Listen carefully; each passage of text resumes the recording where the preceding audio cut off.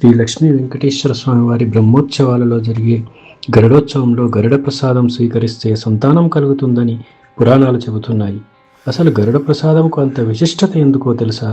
గరుడ స్వామి తన తల్లిని దాస్యవిముక్తురాల్ని చేయుటకు చిన్నమ్మ కోరిక మేరకు ఇంద్రలోకాన్ని జయించి అమృతాన్ని సాధించి అదే సమయంలో విష్ణుమూర్తి నుండి అమృతం సేవించకుండానే ముసలితనాన్ని మరణాన్ని జయించే మరియు విష్ణుమూర్తి వాహనంగా ధ్వజచిహ్నంగా ఉండే వరాన్ని పొందారు.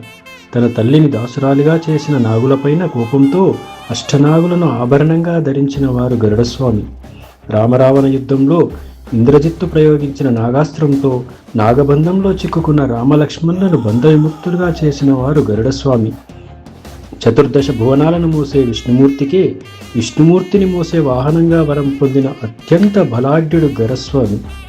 బ్రహ్మోత్సవాల్లో శ్రీ లక్ష్మీ వెంకటేశ్వర స్వామి వారి కళ్యాణ మహోత్సవానికి ముక్కోటి దేవతలను ఆహ్వానించుటకు గాను ధ్వజ చిహ్నంగా ఉన్నటువంటి గరుడస్వామిని పూజించి నివేదన చేసిన నైవేద్యాన్ని ప్రసాదంగా స్వీకరిస్తే సర్ప మరియు పితృదోషాలు తొలగి ఆ ప్రసాదమే బలవర్తక ఆహారంగా మారి శరీరంలో జరిగే మార్పుల కారణంగా సంతాన ప్రాప్తి కలుగుతుంది.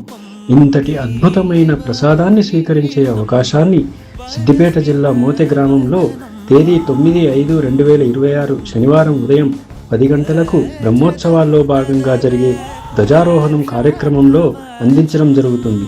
ఈ ఆలయంలో మరో ప్రత్యేకత ఉంది. సంతాన నాగదేవతకు 108 లీటర్ల ఆవు పాలతో అభిషేకించి అట్టి పాలను కూడా ప్రసాదంగా ఇవ్వడం జరుగుతుంది. ఒకే సమయంలో సర్ప మరియు గరుడ ప్రసాదం స్వీకరించడం వల్ల విష్ణుమూర్తి శేషతల్పం ఆదిశేషువు మరియు విష్ణుమూర్తి వాహనం గరుడస్వామి అనుగ్రహంతో మంచి సంతాన ప్రాప్తి కలుగుతుంది. ఈ అవకాశం సంతానం లేని వారికి తెలియజేసి మీ వంతుగా సహకరించి స్వామి అనుగ్రహం పొందగలరని కోరుతున్నాము.